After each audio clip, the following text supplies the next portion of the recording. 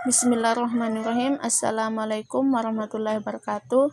Perkenalkan, nama saya Mulyati, Prodi Tadus IPS IAIN Parepare.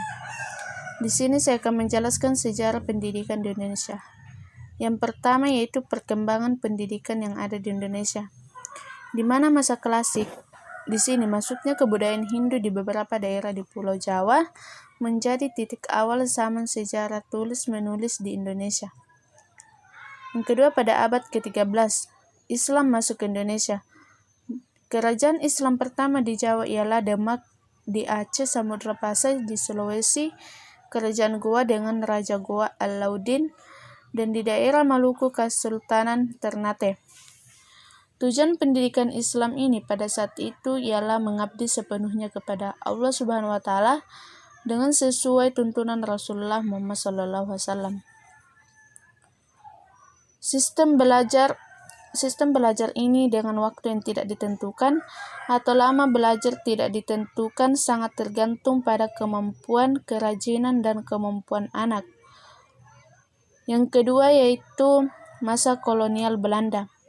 Pada masa kolonial Belanda pada tahun 1596, Belanda datang pertama kali ke Indonesia dengan menginjakkan kakinya di Banten dengan pimpinan Cornelis de Houtman. Misi pertamanya yaitu kedatangan Belanda untuk berdagang dengan menyusur pantai Jawa, akhirnya sampai di daerah timur seperti Ambon dan sekitarnya. Mereka kembali dengan membawa rempah-rempah yang cukup banyak. Untuk lebih memperkuat kedudukan Belanda mendirikan sekolah-sekolah untuk anak-anak Indonesia secara umum. Adapun kecenderungan penyelenggaraan pendidikan kolonial yaitu membiarkan terselenggaranya pendidikan Islam tradisional serta membantu mendirikan beberapa madrasah Islamiyah di Nusantara dan mendirikan sekolah zending yang bertujuan menyebarkan agama Kristen untuk orang-orang Belanda dan bumi petara. Selanjutnya pada masa kolonial Jepang. Indonesia sebagai daerah kolonial Jepang tahun 1942 sampai 1945, penyelenggaraan pendidikan zaman Jepang ditujukan untuk menghasilkan tentara yang siap memenangkan peperangan bagi Jepang. Selain itu, sekolah yang didirikan Belanda dirombak seperti sekolah daerah rendah diganti dengan sekolah rakyat, terus terbuka untuk semua pendidikan dengan lama pendidikan selama 6 tahun. Selanjutnya, pendidikan pada zaman kemerdekaan. Di mana di sini penyelenggaraan pada awal kemerdekaan pada tahun 1945 sampai 1950. Yang pertama itu Badan Pekerja Komite Nasional Indonesia Pusat mengusulkan perlunya pembaharuan di bidang pendidikan. Yang kedua, atas usulan S. Mangunkusumo, akhirnya dibentuk pendidikan masyarakat yang bertujuan membangun masyarakat adil makmur berdasarkan Pancasila. Untuk mencapai tujuan ini, sekolah harus menggunakan metode belajar. Yang ketiga, Menteri Pendidikan, Pengajaran, dan Kebudayaan membentuk panitia penyelidik pengajaran yang dipimpin oleh Ki Hajar Dewantara, yang dimana dengan tugasnya itu merencanakan struktur pengajaran model baru, menerapkan bahan pengajaran dengan menimbang keperluan praktis, menyiapkan rencana pelajaran setiap sekolah dan setiap kelas. Yang keempat, pemerintah harus menambah gedung sekolah karena gedung sekolah hancur akibat perang. Yang kelima, menetapkan kurikulum sebagai pedoman penyelenggaraan pengajaran nasional. Selanjutnya yaitu penyelenggaraan pendidikan pada tahun 1950 sampai 1959 atau demokrasi liberal. Yang pertama, penyelenggaraan pendidikan.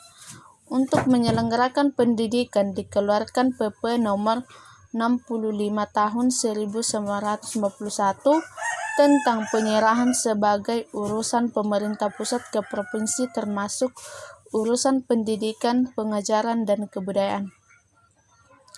Dengan itu, PP tersebut provinsi memiliki kewajiban yang pertama itu mendirikan sekolah-sekolah rendah kecuali sekolah rakyat latihan.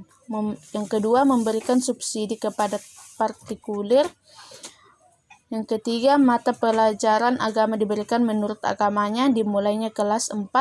Yang keempat, guru agama diangkat oleh Menteri Agama atas usulan instansi agama yang berkepentingan. Terus yang kedua, partisipasi pendidikan swasta. Sejak 1951, sekolah-sekolah swasta yang bercirikan keagamaan banyak bermunculan.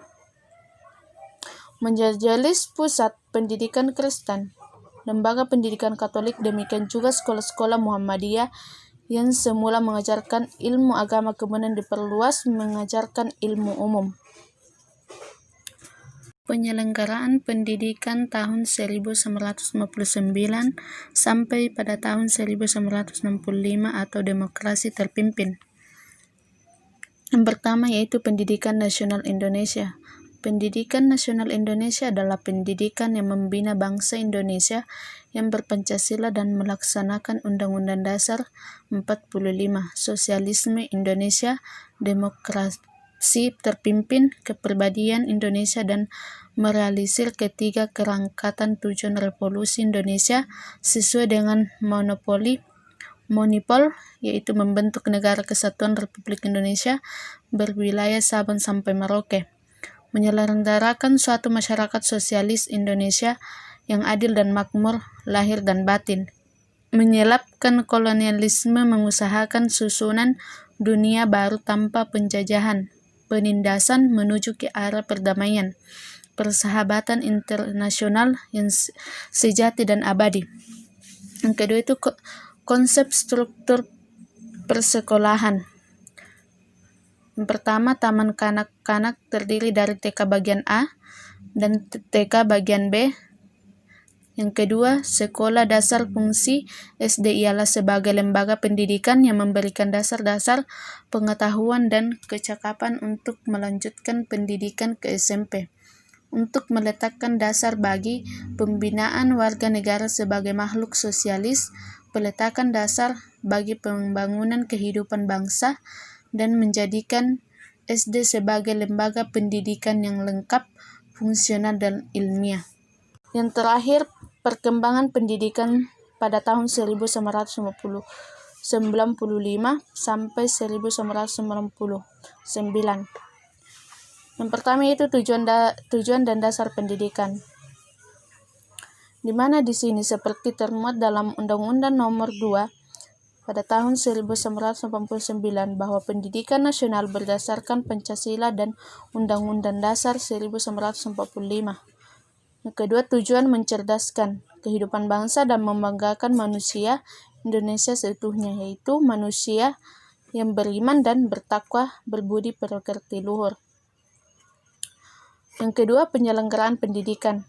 Yang ketiga, pembangunan pendidikan menekankan pada pengembangan SDM yang mampu menjawab tantangan masa depan. Yang keempat, perluasan kesempatan belajar. Yang kelima, usaha yang dilakukan untuk peningkatan mutu pendidikan. Yang ketujuh, masa yang dihadapi. Yang kedelapan, upaya mengatasi permasalahan. Itulah yang tadi saya jelaskan mengenai sejarah pendidikan di Indonesia. Semoga apa yang saya jelaskan tadi bermanfaat bagi kita semua. Akhir dari kata saya, Assalamualaikum warahmatullahi wabarakatuh.